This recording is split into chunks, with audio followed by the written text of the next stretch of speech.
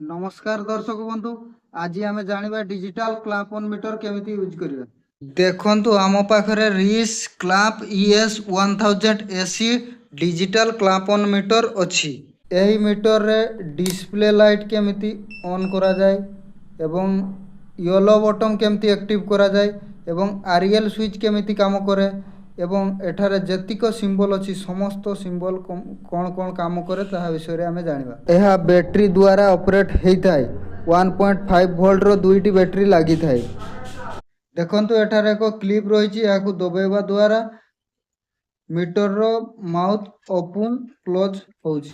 एहा केवल एम्पियर मापिला बेले दरकार पड़े एवं एहा सहित दुईटी प्रोब केबल मिली थाय, गोटिए रेड एवं गोटिए ब्लैक। आसंतु एबे जानिबा मीटर फंक्शन विषय रे। देखंतु मीटर रो रोटरी स्विच रे दुईटी एरो अछि, गोटे व्हाइट गोटे येलो। मीटर रो ऊपर साइड रे देखंतु समस्त सिंबल व्हाइट रे लिखा होइछि एवं तळे देखंतु समस्त सिंबल येलो रो लिखा होइछि। मीटर टी नॉर्मली व्हाइट एरो पटे काम करे। येलो बटन एक्टिव करबा द्वारा येलो पटे काम करिवो एवं मीटर रे लाइट दवा पई ऑटो मेन बटन एवं होल्ड बटन को एट ए टाइम प्रेस करबा पई पड़िवो। तेबे आसंतु जानिबा विभिन्न सिंबल रो विभिन्न काम विषय रे।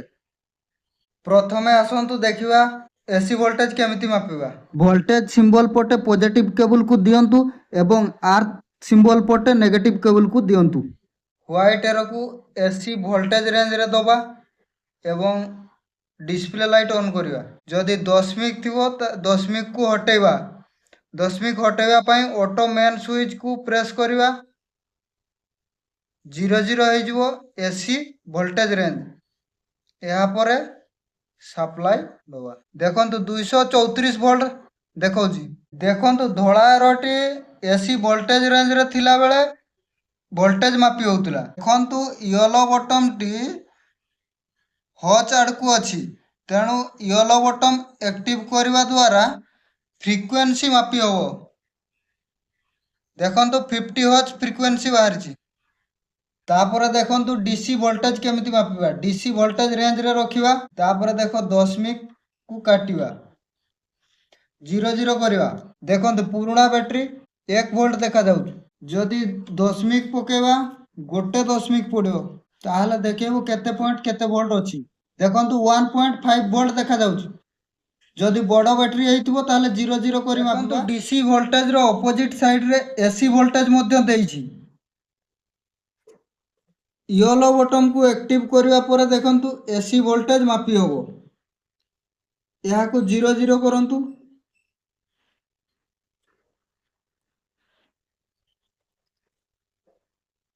देखंतु एसी वोल्टेज मध्य मापी होबो। तापर देखंतु टेंपरेचर केमति मापा जिवो।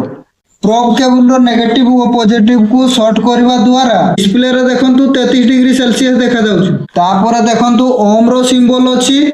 ओम रो सिंबल अछि जेहेतु एटा रेजिस्टेंस मापी होबो। तापर देखंतु एटा डायोड रो सिंबल अछि, एटा डायोड मापी होबो। तार ऑपोजिट साइड रे येलो बटन साइड रे देखंतु कंटिन्यूटी सिंबल अछि।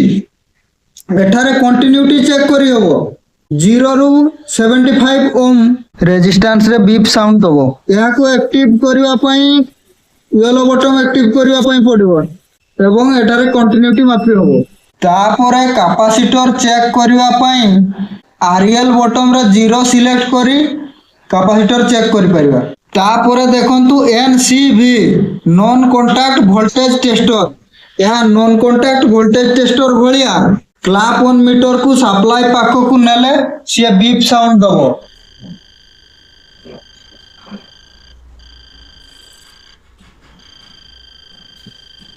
एथिरु हमें जानि पारिबा कंडक्टर रे सप्लाई अछि कि नाही। तापर देखंतु एसी करंट मापिबा केमिति। एसी करंट को सिलेक्ट करिबा एवं 1 एम्पियर रु कम हेतिले ताकू दशमिक बसेबा नहले 00 करिबा। तो आसंतु देखिबा 00 करिके एम्पियर मापिबा।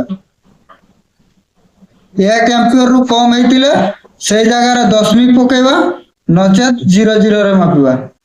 आसंतु गोटिए 100 केवीए ट्रांसफार्मर रो एम्पियर मापिबा। या को 00 करंतु। ଏବଂ ଏହାର ମାଉଥ କ୍ଲାମ୍ପକୁ ଆବଶ୍ୟକ ଅନୁଯାୟୀ ରୋଟେଟ୍ କରିହେବ।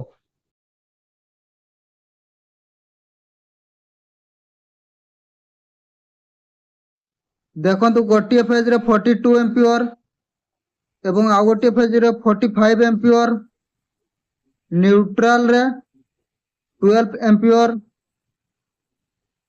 ଏବଂ ଆଉ ଗୋଟିଏ ଫେଜ୍ରେ 62 ଏମ୍ପିଅର। 1 ଏମ୍ପିଅରରୁ କମ୍ ଲୋଡ୍ ପଡ଼ିଥିଲେ ଦଶମିକ ବସେଇ ମାପିବା ପାଇଁ ପଡ଼ିବ।